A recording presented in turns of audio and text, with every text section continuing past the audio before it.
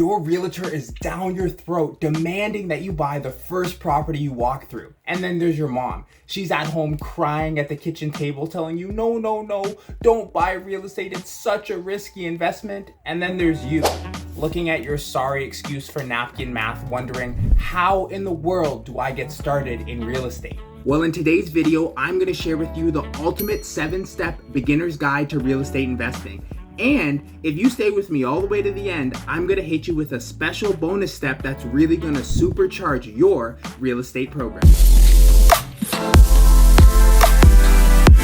Step number 1, start by doing your research and familiarizing yourself with the real estate market that you want to invest in.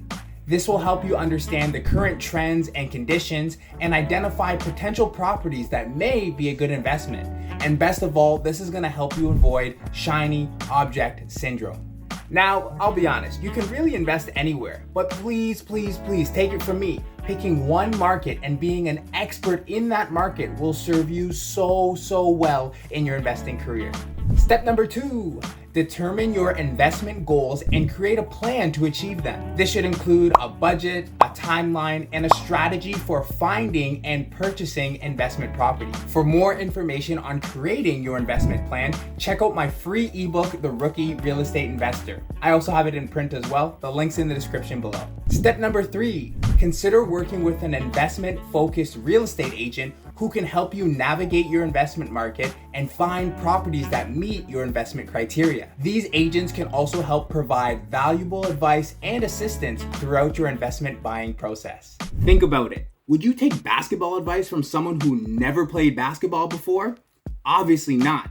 And the same goes for real estate. Listen, if I'm gonna make a multi-6-figure investment, you better believe I'm gonna work with someone who doesn't just talk the talk, but actually walks the walk.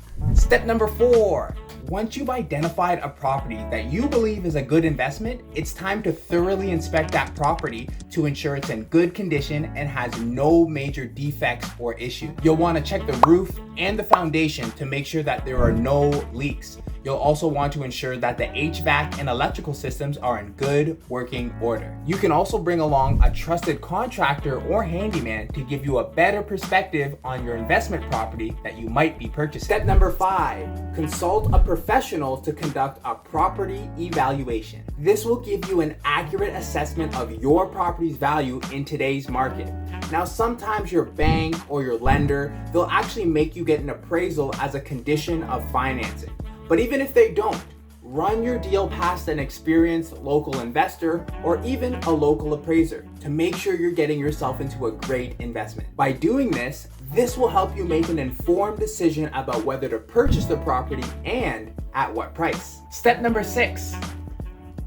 Now, once you find a property and you've decided to move forward with that purchase, it's time to negotiate the terms of that sale with the seller and actually put in an offer. Now, when I say negotiate, I mean negotiate like it's the last thing you ever do. Negotiate like it's going out of style. Be prepared to compromise and make concessions with the seller in order to reach an agreement. But keep this in mind. You are the investor. You are creating the deal and you have the power. Put conditions in place to protect yourself. Something like a lawyer review or a home inspection clause will do just fine. And only firm up on that deal when you're 100% comfortable with the final agreement. Step number 7. Once your offer has been accepted, you want to work with a qualified real estate lawyer to review and finalize your purchase agreement. This will ensure that your rights and interests are protected and that the transaction is completed smoothly and legally. This is one area where I would not go cheap. A good lawyer is worth whatever they charge and then some. Quick story here. So I was working on an off-market deal with an off-market seller and I wrote up the purchase and sale agreement myself. And by having a good lawyer on my team to review that agreement, I was able to get over $10,000 in seller credits at the closing table, simply based on a few things that she found in the agreement. So make sure you all pay for a good lawyer because I'm telling you now, it's worth it. Thanks for watching this far, guys. And as promised, here's my bonus step number 8 in the ultimate beginner's guide to real estate investing. Now, once your purchase has been finalized, it's time to start managing your investment property. This may include making some necessary repairs or renovations, finding tenants, collecting rent, and maintaining that property to ensure that your real estate investment continues to be profitable and successful. If you're looking to maximize cash flow on your next investment property, make sure to check out my other video right here. I go over some great tips to make sure you can maximize your cash flow on your next investment. It's Isaiah Henry here with First Position Real Estate, and if you enjoyed this video, don't forget to like, comment, and subscribe for more real estate investing content to help you get to your next investment. Until then, I'll see you guys all in the next video.